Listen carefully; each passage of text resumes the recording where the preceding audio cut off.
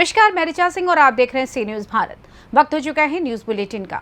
Bulletin में पहली खबर बाराबंकी से है, जहां नहर से डॉल्फिन का वन विभाग टीम ने किया रेस्क्यू।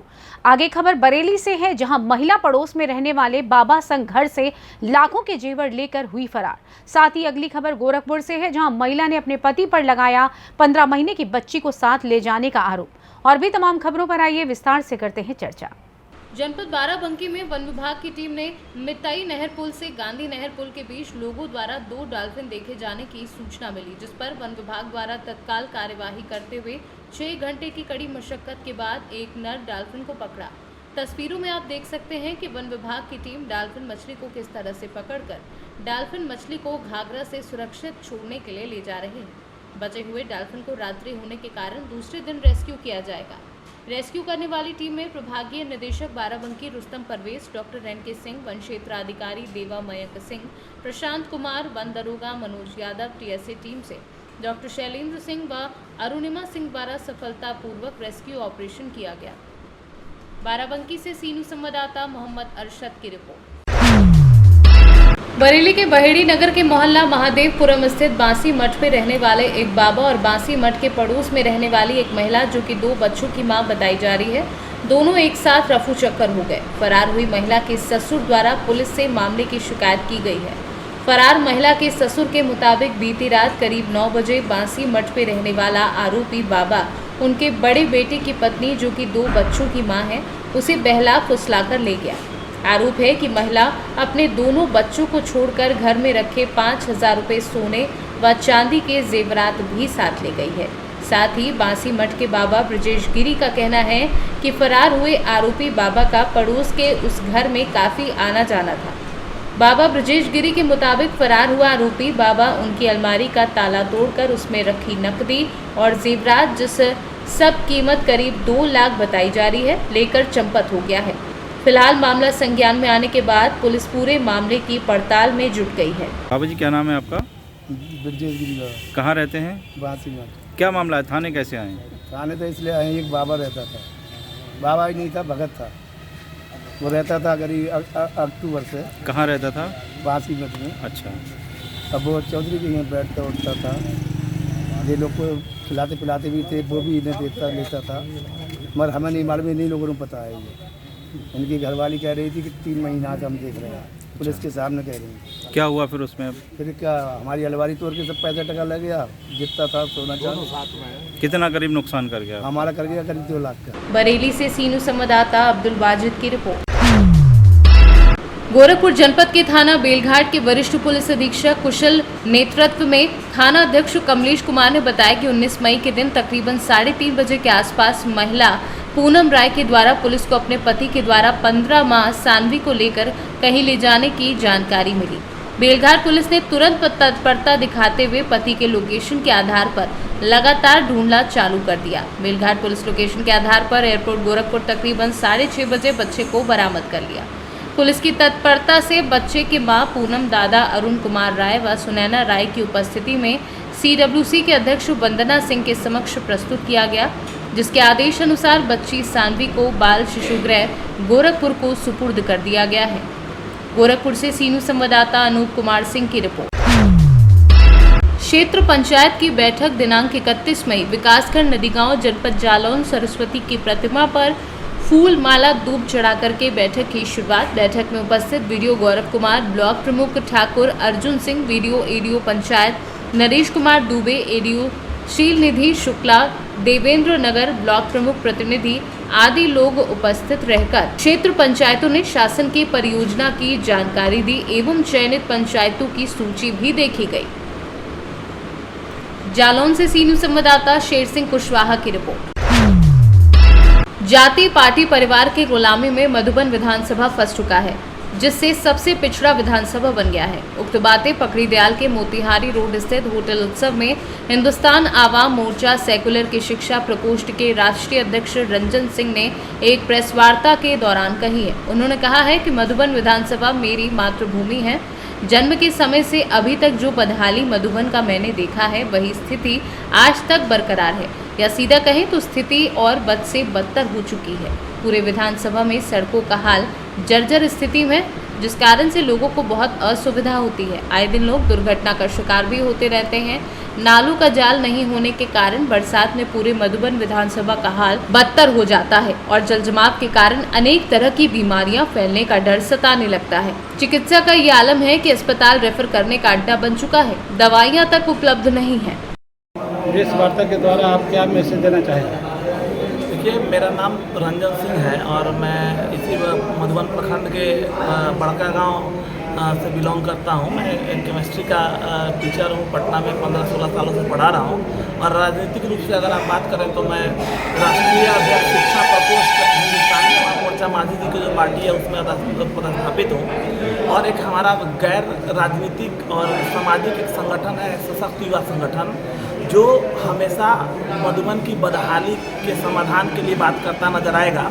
और ये मधुबन के युवाओं के लिए तो हमेशा प्रेरणादायी होगा।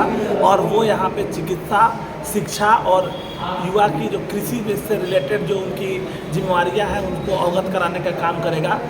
यहाँ जो जन जागृति की कमी है और जो जेपीपी फार्मूला जो यहाँ का है, जाति, पार्टी और परिवारवाद, इस तरह की जो परिकल्पना से अभिभूत जो नेता यहाँ पे अभी तक राजनीतिक रोटी अपना सेक रहे हैं, इससे अलग करके लोगों को जन जागृति करके शिक्षा के क्षेत्र में उनका उत्थान करके उनको उनके हक तक पहुँचाने का प्रयास करेगी सशक्त युवा संगठन, जिसकी परिकल्पना ही है सशक्त युवा समृद्ध बिहार। हमारे युवा अगर सशक्त होंगे तभी उनकी समृद्धि होगी और हम अपने मधुबन के समृद्धि की बात करते नजर आएंगे। तो हमारा सीधा सा मतलब है कि हमारे बच्चे शिक्षित हों। जो पढ़ाई का जो स्तर हमारे यहाँ गिरा हुआ है, जिस पे कोई चर्चा नहीं करता, हमारे पंचायत स्तर से लेके अगर आप बात करेंगे संसद तक जो लोग भी हमारे जनप्रतिनिधि हैं उनको इससे कोई लेना देना नहीं है, जबकि सारे विकास की कड़ी शिक्षा से ही निकल के बाहर आती है। तो हम उन बच्चों को जागृत करेंगे, लोगों को, गार्जियन को जागृत करने का प्रयास करेंगे कि वो शिक्षित बने और अपने जो उनका कर्तव्य है, उनका जो सोच है, उनकी जो रिक्वायरमेंट है उसके लिए वो काम करते नजर आए। तो हमारा बस अभी का जो सोच, और भी बहुत सारी चीज़ें हैं जिस पे हम लोग 1-to-1 डिस्कस करते हुए नजर आएंगे। अभी हमारा संगठन केवल और केवल शिक्षा, चिकित्सा और युवा की जो बदहाली है कृषि में, रोजगार में, इसके ऊपर हम उनको किस तरह से मोटिवेट कर सकें उसके ऊपर हम लोग काम करने का प्रयास करेंगे। क्या ये कार्यक्रम पूरे मधुबन विधानसभा क्षेत्र में चलेगा? हाँ, क्योंकि ये मधुबन हमारी मातृभूमि रही है। हम यहीं से 10th तक की पढ़ाई की है। यहाँ की बदहाली जो है वो कहीं ना कहीं हमें रुलाने का प्रयास कर रही है। तो हम अब ये सोच के आगे बढ़ रहे हैं कि मधुबन, पहले हम शुरुआत तो कहीं से किया जा सकता है, लेकिन शुरुआत हम वहाँ से करें जहाँ पे हम दिल से जुड़े हुए हों। तो क्योंकि ये हमारा मातृभूमि है, हम यहीं से निकले हैं, यहीं पैदा हुए, इसी मिट्टी का, अगर इस मिट्टी का। मोतिहारी से सी न्यूज़ संवाददाता चंद्रिका सिंह की रिपोर्ट। आयुष्मान योजना के पात्र लाभार्थी परिवार ने मरीज को बालाजी हॉस्पिटल में भर्ती कराया था, लेकिन बाहरी दवाएं और जांच के नाम पर उसकी सारी जेबें खाली करा ली गई। फिर मरीज को कहीं और ले जाने की बात कही गई। इस मामले की शिकायत सीएमओ से की जा चुकी है। आपको बता दें कि कोतवाली देहात के पाटकुआ निवासी राहुल पुत्र गंगाराम ने अपनी शिकायत में कहा है कि उसका परिवार आयुष्मान योजना का पात्र है। उसके पिता गंगाराम की तबीयत बिगड़ गई। 16 मई को राहुल अपने पिता को लेकर शहर के बालाजी अस्पताल पहुंचा, जहां आयुष्मान योजना के पात्रों का इलाज किया जाता है। राहुल का कहना है कि पहले तो उसके पिता का आयुष्मान योजना के कार्ड की पड़ताल की गई, जिसमें कार्ड वैध पाया गया। राहुल का आरोप है कि बालाजी हॉस्पिटल के डॉक्टरों ने बाहर से दवाएं मंगवाई और महंगी से महंगी जांच कराई, लेकिन जब उसकी जेबें पूरी तरह से खाली हो गई तो वहां के डॉक्टरों ने मरीज को कहीं और ले जाने की बात कही। आगे उन्होंने और क्या कुछ कहा, आइए आपको सुनवाते हैं। नाम है, क्या समस्या? हमारा नाम राहुल है, हम पाटकुआ के रहने वाले हैं। मेरे पिताजी का नाम गंगाराम है। बालाजी हॉस्पिटल में भर्ती करवाया था, आयुष्मान कार्ड दिखाया था। अब वो कह रहे हैं कि आयुष्मान कार्ड नहीं लगेगा, अभी पैसा हमारे पास है नहीं। बोल रहे हैं पूरा पेमेंट करो तब ले जाओ, इनको रिफ़र कर रहे हैं। जब भर्ती किए थे तब बोले थे इलाज हो जाएगा। अब बोल रहे हैं कि इनकी किडनी ख़राब है, कब किडनी बोले मेरे पास डॉक्टर ही नहीं है। बोल मेरे पिताजी बचे। हरदोई से सी न्यूज़ संवाददाता अमरीश कुमार की रिपोर्ट। खबर झांसी से है, जहां के रक्सा थाना क्षेत्र के डोमागोड़ से झांसी आ रही चलती कार में अचानक आग लग गई। डेली गांव के पास आग लगते ही अफरा तफरी की स्थिति बन गई। गनीमत रही कि कार में सवार काजल राय, पलक राय, शिवम राय समेत 4 लोग सुरक्षित गाड़ी से बाहर निकल आए। दमकल की टीम मौके पर पहुंचकर आग पर काबू पा रही है। ब्यूरो रिपोर्ट, सी न्यूज़ भारत। झांसी के गुड़सराय थाना क्षेत्र में रहने वाला लगभग 55 वर्षीय शिवदयाल लगभग 5 वर्ष पहले हत्या के आरोप में जिला कारागार भेजा गया था। तभी से वह सजा काट रहा था। कुछ महीनों पहले अचानक उसकी तबीयत बिगड़ गई। जब परीक्षण कराया तो उसके कैंसर निकला, जिसका जेल प्रशासन इलाज करा रहा था। रात्रि में अचानक उसकी तबीयत फिर बिगड़ गई।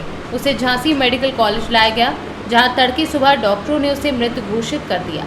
पुलिस ने मृतक कैदी के शव को कब्जे में लिया और पंचनामा भरकर पोस्टमार्टम के लिए भेज दिया है। ब्यूरो रिपोर्ट, सी न्यूज़ भारत। रविवार को कन्नौज जिला न्यायालय में जिला जज की अध्यक्षता में लोक अदालत शुरू हुई। सबसे पहले मां सरस्वती की स्मृति पर पुष्प अर्पित किए गए और उसके बाद जिला जज ने संबोधित किया। बता दें कि लोक वाद विवाद, परिवार आदि तमाम मामले निपटाए जाएंगे। बता दें कि रविवार को कन्नौज न्यायालय में लोक अदालत का आयोजन किया जाता है, जिसमें पुराने मामले निपटाए जाते हैं। कन्नौज से सी न्यूज़ संवाददाता सीबू सैनी की रिपोर्ट। ताज़ा मामला बछरावा थाना क्षेत्र के अंतर्गत देवपुरी गांव का है, जहां के रहने वाले 50 वर्षीय बुजुर्ग राजेश चौधरी पुत्र विश्राम चौधरी ने दिसंबर माह में राज्यपाल को संबोधित करते हुए ज्ञापन सौंपा था, जिसमें उन्होंने अपनी शादी कराए जाने के लिए लड़की व व्यापार करने के लिए 1.5 करोड़ रुपए की मांग की थी, जिसकी जिले स्तर पर जांच कराई गई। बुजुर्ग की मांग पूरी न होने पर उन्होंने दोबारा राज्यपाल को जापान भेजा, जिसके बाद राज्यपाल आनंदीबेन पटेल ने डिप्टी कमिश्नर जनार्दन सिंह के नेतृत्व में एक टीम गठित करके मामले की जांच के आदेश दिए। शनिवार देर शाम जब टीम जांच करने के लिए देवपुरी गांव पहुंची तो बुजुर्ग गांव में नहीं मिला, जिसके बाद टीम बुजुर्गों को ढूंढती हुई लालगंज रोड स्थित रेलवे क्रॉसिंग पर पहुंची, जहां उनकी मुलाकात बुजुर्ग राजेश चौधरी से हुई। टीम के साथ सीएससी के डॉक्टरों की भी एक टीम मौके पर मौजूद थी। टीम ने जब बुजुर्ग से बातचीत शुरू की तो उससे अंदाज़ा लगाया गया कि बुजुर्ग की मानसिक स्थिति ठीक नहीं है और वह डिप्रेशन में रहता है। डिप्टी कमिश्नर जनार्दन सिंह के निर्देश पर डॉक्टरों की टीम ने बुजुर्ग की जांच कराकर उसकी मानसिक स्थिति स्पष्ट करने के निर्देश दिए हैं। सर, क्या परिचय है आपका? मैं जनार्दन सिंह डिप्टी कमिश्नर हूँ। यहाँ डिप्टी कमिश्नर जनार्दन हूँ और इस गांव में आया था श्री राजेश चौधरी जी माननीय राज्यपाल महोदय को अपने कुछ मांगों को लेकर के कोई शिकायत किए थे, तो उसकी जांच हमें मिली थी। उसी के संबंध में आया हूँ। साथ में ब्लॉक से हमारे साथ रेडियो कोऑपरेटिव पीएससी के डॉक्टर साहब ये लोग भी साथ थे। पहले हमारी इनकी मुलाकात मैं गांव पर आया तो पता चला ये वहाँ है बछरावा में, तो मैं बछरावा में गया। वहाँ रेलवे फाटक के पास मेरी मुलाकात इनसे हुई। इनसे हमने कुछ पूछताछ की तो इन्होंने कहा हमारे गांव पर आइए। तो मुझे ये लगा कि इनकी बातें और चीज़ें लग करके ऐसा लगता है कि इनकी मानसिक स्थिति कुछ ठीक नहीं है। तो हमने डॉक्टर साहब को भी साथ में ले लिया। और मैं यहाँ गांव पर आया तो पता चला कि इनके भाई, पिताजी, हम लोगों से बातचीत भी हुई। ये कहीं चले गए तुरंत बैठे और अभी तक नहीं आए हैं। हम लोग खड़े होकर इंतज़ार कर रहे थे। तो ऐसी स्थिति में इनके परिवार से हम लोगों से बात से ऐसे पता चल रहा है कि इनकी उस दिमागी स्थिति ठीक नहीं लग रही है। ऐसा है, जांच में इतनी पाए इन्होंने मांग किया है कि हमें 1.5 करोड़ रुपया दिया जाए, हमें दुकान दी जाए, हमारी शादी करा दी जाए और देश की चीज़ें, कई चीज़ें मांग की हैं, जो कि मानसिक रूप से उनके चिंता का प्रमाण है और उनके बातचीत से भी ऐसा लग रहा है। यही सारी चीज़ें हैं उनकी। इसकी क्या कार्रवाई करेंगे आप इस पर? इस पर क्या हम लिखेंगे कि मेडिकल जांच हो जाए, अन्य चीज़ें हो जाए। जो असामान्य मांगें इनकी हैं उस मांग के विषय में तो कोई चीज़ नहीं हो सकती है, लेकिन अगर इनकी कोई दैनिक मांग होगी तो उसे पूरा भी कराया जा सकता है। जी, धन्यवाद। रायबरेली से सी न्यूज़ संवाददाता मृदुलेश त्रिपाठी की रिपोर्ट। फिलहाल न्यूज़ बुलेटिन में बस इतना ही। देश दुनिया की तमाम खबरों को जानने के लिए देखते रहें सी न्यूज़ भारत। हर खबर आपके साथ, आपके हाथ।